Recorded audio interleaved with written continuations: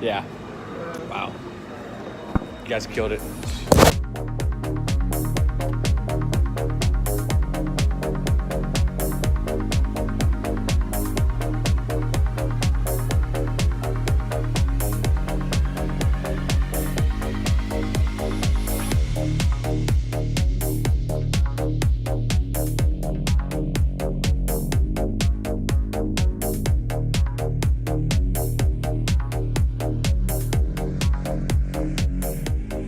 Hey y'all, we're here at NOLA Brewing. This is Jesse and Matt. We're the co-owners of NOLA Brew Bus. Today we'll be talking about the 9th anniversary party. Wow, 9 years. Yeah. 9 years. So we have Dylan, the COO, and then we have Derek here, the director of the Funk series. And here we are in the barrel room. These guys have manufactured over 100 sours in their time since the Funk series has started. Dylan and Derek, for the people that have never tried a sour before, give us an idea what you can expect in the tasting of these delicacies that come out of this room. So sour beers, the main difference is we use lactobacillus along with yeast and other organisms. But lactobacillus produces lactic acid, which actually gives you acidity. It's where the term sour, where the sourness comes from in the sour beers. So what you should expect is right up front you're going to get mad puckering sour. We make pretty aggressive sours here at NOLA that are going to have that flavor up front. So you're going to get the initial sourness, but then following that, you're going to have all these really interesting, funky, unique flavors depending on what type of sour you have. So you're going to get kind of wood, oak, vanilla flavors from the barrel aging. You're going to get different fruits from the different fruits that we add, and different herbs, spices, whatever we kind of come up with. I didn't realize I had made 100 sour beers. Congratulations. That was actually just an untapped research project there. You guys have had more They people add on up that fast. untapped. Almost 1,000 beers total. Like, right? How does that happen? So yeah, we keep trying new things, and when we find things ones we like, we'll do bigger batches and get them out there. Most of our sours take between 6 to 18 months for aging. We do have one unique one now that we're releasing for the party that took 3 years to age. But they take a much longer time to make, so we really only put about one big batch right now for the facility. Well, this dry age is the sour brown aged in plum and cherries. It's delicious. It is. What's the tell us the inspiration behind the Funk series? How did you get this whole thing kicked off to where you actually had the ability to create 100 beers in such a short amount of time? We actually always wanted to brew sour beers. Derek introduced me to sour beers a decade ago when I was living in San Diego. We just never had a space to do it. And when, obviously sour beers create a risk in brewery with infection and all that. So once we took over this building, the tap room was in, it came with that little shed in the back that we turned into sour. We needed a space where we could actually control it and keep it away and separate from everything else. And once we had that, we already had the guy we knew we wanted to run it. So we just did a natural progression. But we've always wanted to make these beers. These are the beers we love to drink. We know that he's been making it for 15 years now. Well, you guys are killing it. When we're on our tours, I always have to compare the sours here and the ones in Brooklyn, Stave, and Denver, and Cascade up in Portland, because they make some killer sours too. So you guys are killing it here. Let's talk about the party a little bit. So you guys have Robert Randolph and the Family Man coming in, big time band. Obviously, New Orleans is big in music, jazz, funk, blues. Tell us your inspiration, how you embedded. What was your instinct to bring music into beer? That's just been something, bringing two of our favorite things together. It's New Orleans, right? Exactly.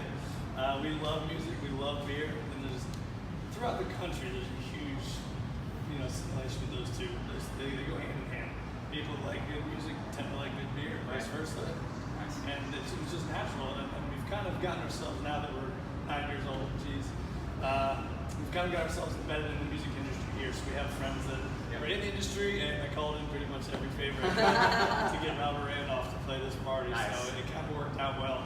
Apparently he's got another show on a cruise leaving out of New Orleans a few days later, and We'll take it, right? stars aligned. Hey, we're excited. I Well, can't wait to tickets see are probably it. going to sell out, so you guys can get on that quick and That's get them true. on their website, nolabrewing.com. Let's get into the beers you guys have. So it looks like we got 3 beers coming out for the party. If you guys want to talk about these. So we're doing 2 brand new beers, and we're doing a new release of our Sauvage. So we'll start with the regular stuff. We're starting a new series where we're doing a bunch of different hoppy 16-ounce cans. This is the first one here. It's called Pineapple Upside Down Cake. We did an Imperial IPA. We added pineapple lactose, and vanilla. And we let that age for a few weeks on that vanilla to get some really nice characteristics. But it's really juicy, sweet, fruity, tropical. Those lactose IPAs that are kind of popular. Some people call them shakes. We could call them pineapple upside shake, but It's 50-50, right? yeah. But that one is made to drink fresh. It's going to be ready to go. Really nice. First time we're doing this, and we have a few more of those series coming out for the year, but we're really excited to start the series with our 9th anniversary. The Sauvage, we've released this a few times before, so this is our 4th batch. Excited about this because we actually got to put the World Beer Cup medal on there Nice. for the first time for the label. But this one is a blend of 18-month-old barrels and 6-month-old barrels. So it's, as we're getting more space, we're getting more barrels, we're able to do more blending here. So our initial sours are always just one batch because I only had room for about 16 barrels at the beginning. Now I can hold stuff back and blend it in. So this one has a lot more complexity, a lot more depth. And hopefully people will enjoy that. And then the really exciting one is Bienda. Just a 3-year project right here. So this one, The first been beer's working. being brewed in the room, right? Yeah. So this No one, pressure. yeah, I've been working on this one ever since I came back from Belgium, and I took everything I learned from the breweries I visited there. This took a full brew day. It was a 12-hour brew day with bourbon mash to actually brew the beer. Then it went into barrels, and it sat for upwards of 3 years, just waiting. And it was the first time we introduced a lot of cultures into the brewery. So normally we just use Brettanomyces and Lactobacillus. This has a whole host of cultures. I don't even know all of them because I use dregs from different breweries as well. Yeah. But this was a 3-year aging. It's really intense, really funky, and then kind of to blend it back a little bit, we use some 1-year-old stock to blend it down a little bit. It's really, really intense. It's going to age very, very well in the bottles. We're releasing some now. We'll release some in a few months for gas as well because it is going to age very well in the bottles. We want to make sure that it has some kind of step for all It's of good for years and years. It's gonna get better. Nice. Well, just so everybody knows, you can buy all 3 of these for $49, which includes your cost to the ticket. Is that correct? $45, excuse me. And then it's $20 for just general admission to the show.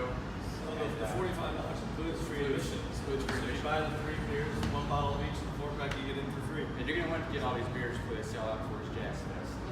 So, Dylan, Sarah, thanks for having us. Yes, thank Absolutely, you. guys. Thanks for coming. Yeah. All right, cheers. That was good though. Good job, guys. I like that. I think Next time you can take a sip before you continue talking.